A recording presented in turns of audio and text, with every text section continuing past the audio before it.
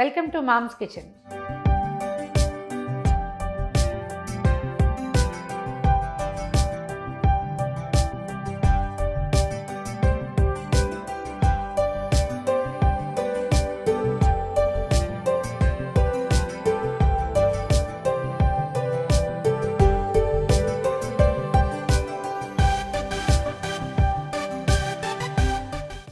ఈరోజు ఒక పురాతన కాలపు పచ్చడి చేసుకుందామండి. అల్లం పచ్చడి రకరకాలుగా చేస్తారు. కొన్ని చోట్ల వెల్లుల్లిపాయలు వేస్తారు, కొన్ని చోట్ల ధనియాలు వేస్తారు, రకరకాల పద్ధతులు. కొన్ని చోట్ల మిరపకాయలు వేయకుండా పచ్చికారం కలుపుతారు, ఎర్రగా ఉంటుంది పచ్చడి. తాత్కాలిక పచ్చడి అట్లా కాకుండా ఒకసారి చేస్తే ఒక నెల రోజులైనా కనీసం ఉండేలాగా పచ్చడి పాడవకుండా ఉండేటట్టు. వెల్లుల్లిపాయలు లేవు, ధనియాలు లేవు, చాలా సింపుల్ ఇంగ్రీడియంట్స్, తక్కువ ఇంగ్రీడియంట్స్తో చేసుకునే వెరైటీ చూద్దాం. దీనికి ఈజీ ఏంటంటే అల్లంని పచ్చిగా చేసుకుంటామా వేయించి చేసుకుంటామా అది మాత్రం మనదే చాయిస్ అండి. పచ్చల్లం వేసి చేసుకోవచ్చు, లేదా మనం తాలింపుతో పాటు అల్లం చక్కగా కడిగేసి చిన్న చిన్న ముక్కలు చేసి కొంచెం ఆరనిచ్చి దాన్ని వేయించేస్తే వేగిన టేస్ట్ ఇంకా చాలా డిఫరెంట్గా కొత్తగా ఉంటుంది. ఇలా ట్రై చేసి చూద్దాం. ఇదే నూనె ఇందులో మనం వేసేది, మొదటిసారి వేసింది. మళ్ళీ తర్వాత తాలింపులు గీలింపులు ఏముండవు, ఒకటే నూనె. ఓ 4 స్పూన్ల నూనె వేయండి. అల్లం పచ్చడి బేస్ ఎప్పుడు అల్లము, చింతపండు, బెల్లము, ఎండుమిర్చి అండి. దాంతోపాటు కొంచెం తాలింపు దినుసులు. అయితే మనం ఏం చేయాలంటే ముందు అల్లం పచ్చడి అనగానే అల్లం శుభ్రంగా కడిగేసేయటం, బాగా చక్కగా ఆరబెట్టి చెక్కు తీసేసి ముక్కలు తరిగి పెట్టుకోవటం. వేయిస్తామా పచ్చడి వేస్తామా అది తర్వాత చాయిస్, బట్ రెండింటికి కూడా తుడిచి పెట్టుకోవాలి, తడి అస్సలు ఉండకూడదు. తర్వాత రెండోది చింతపండులో మరిగే నీళ్లు పోసి నానబెట్టుకోవాలి.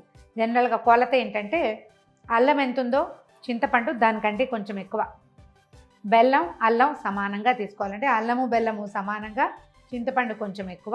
దీనికి తగినట్టుగా మన దగ్గర ఉండే మిరపకాయలు ఒక 20-25 మిరపకాయలు, అటు ఇటుగా నేను ఒక 40 గ్రామ్స్ అల్లం తీసుకున్నాను. దానికి తగినట్టుగా బెల్లము, చింతపండు కూడా.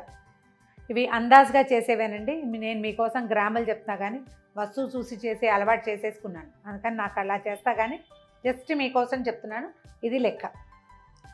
దీనికి ఏంటంటే మెంతులు ఒక పెద్ద స్పూన్ మెంతులు.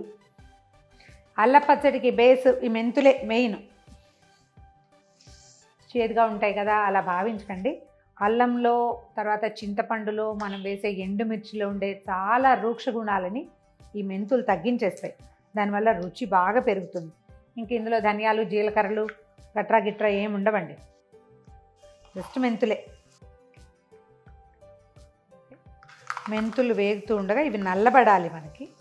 వేగుతూ ఉండగానే ఆవాలు వేసేద్దాం. మెంతులు ఎన్ని వేసామో ఆవాలు కూడా అన్నీ వేసుకోవాలి. కొన్ని చోట్ల అండి అల్ల పచ్చడి నల్లగా ఉంటుంది, నల్లటి అల్ల పచ్చడి. కొన్ని చోట్ల ఎర్రగా ఉంటుంది. ఆ నలుపు ఎరుపు ఎలా వస్తాయంటే మిరపకాయలని బాగా మాడబెడితే ఎక్కువ రంగు రానిస్తే బ్లాక్గా వస్తుంది.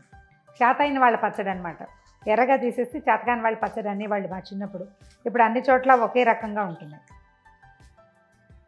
ఆవాలు చిట్టుపట్లాడుతుండగా మినపప్పు వేయండి. అంత ఎక్కువ అక్కర్లేదు. ఆవాలు మెంతుల కంటే మినపప్పు కొంచెం తక్కువ. ఈ పప్పు వేగుతుండగా మనం మిరపకాయలు వేసుకోవచ్చు. మినపప్పు వేగిపోయింది. ఎండుమిర్చి వేసేద్దాం.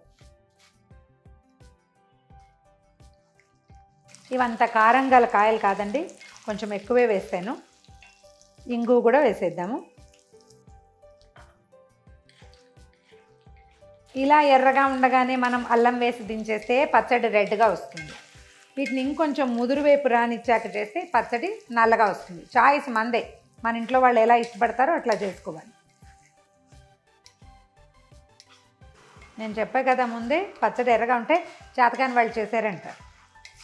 మా ఇంట్లో అలా అనేవాళ్ళు. వేగిపోయిందండి. ఇప్పుడు అల్లం కూడా ఇందులో వేసేస్తున్నాను. ఈ ముక్కల్ని కొంచెం చక్కగా వేగనిచ్చి దింపేసుకుందాం.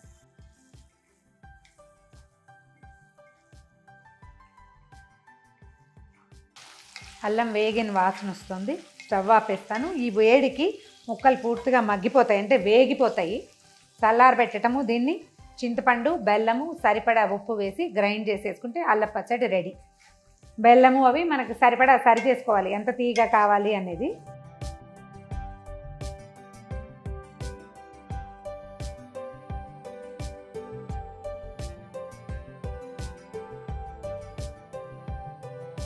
చల్లారిపోయింది. దీన్ని ఒక మిక్సీ జార్లోకి ట్రాన్స్ఫర్ చేద్దాం. ముందు ఒకసారి దీన్ని మొత్తాన్ని గ్రైండ్ చేసేసి తర్వాత ఇందులోకి మనం ముందే పెట్టుకున్నాం కదా, ఇందులోకి నానబెట్టినప్పుడు చింతపండులో మరి కాసిన నీళ్ళు పోస్తే పచ్చడి కొంచెం లూజ్గా వస్తుంది. కానీ పొరపాటును కూడా ఇందులో తడి చేయి పెట్టద్దు, చన్నీళ్ళు పోయకూడదు. పూర్తిగా వేడి నీళ్ళే, అన్ని మరిగిన నీళ్లు కనుక పోసుకుంటే, ఇప్పుడు కూడా మనం పచ్చడి చేయాలంటే కొంచెం మరుగు నీళ్ళే పోసుకోవాలి. వేడి నీళ్ళు పోస్తే పచ్చడి పాడు కాకుండా ఉంటుంది. నెల రోజులు ఈజీగా నిల్వ ఉంటుంది. ఫ్రిడ్జ్లో పెట్టాల్సిన పనే లేదు. మనం సరిగ్గా చేస్తే నెల రోజులు నిల్వ ఉండక్కర్లేదు. వారం తిరిగే సరిగ్గా అయిపోతుంది, మళ్ళీ చేసుకోవాల్సి వస్తుంది. చక్కగా దోశల్లో, ఇడ్లీల్లో, దెబ్బరొట్టెలో, అన్నంలో, తర్వాత ఏమో పొంగల్లో, అన్నిట్లలో వేసుకుని నలుచుకుని తినేసేయచ్చు. మూత పెట్టి గ్రైండ్ చేద్దాం. చాలా మటుకు నలిగింది, మంచి గుమగుమలాడుతుంది కూడా. దీనికి సరిపడా ఉప్పు వేసేద్దాము. తర్వాత చింతపండు వేసేసి గ్రైండ్ చేద్దాం. చింతపండులో ఏంటంటే మనం ఏసలు లేకుండా, ఒక్క పుల్లగడ లేకుండా చేసుకోవాలి. ఒకసారి గ్రైండ్ చేయటం, బెల్లం కూడా వేసేసేయచ్చు. మొత్తం కలిపి గ్రైండ్ చేద్దాం. చూద్దాం మన పచ్చడి ఎలా ఉందో. బ్రహ్మాండంగా ఉంది. మనకి ఇంకొంచెం లూజ్గా కావాలంటే కాసిన హాట్ వాటర్ పోయటం, పచ్చడి గ్రైండ్ చేసేసుకోవటం. దీన్ని చక్కగా లేహ్యంలాగా చేసేసుకోవాలి.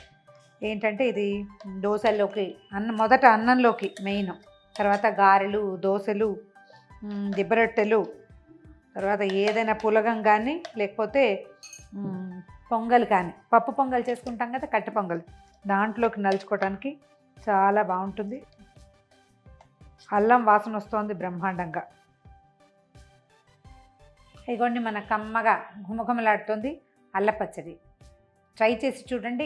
ఇదొక విధానం అయితే కనుక. ఆల్రెడీ మీకు తెలుసుంటే ఇందులో ఏమైనా చిన్న చిన్న అమెండ్మెంట్స్ ఉంటే మాకు కూడా తెలియజేయండి. ఈ వీడియో కనుక మీకు నచ్చినట్లయితే లైక్ చేయండి, షేర్ చేయండి. మరిన్ని ఇంట్రెస్టింగ్ కుకింగ్ వీడియోస్ కోసం సుమన్ టీవీ మామ్స్ కిచెన్ని సబ్స్క్రైబ్ చేసుకోండి.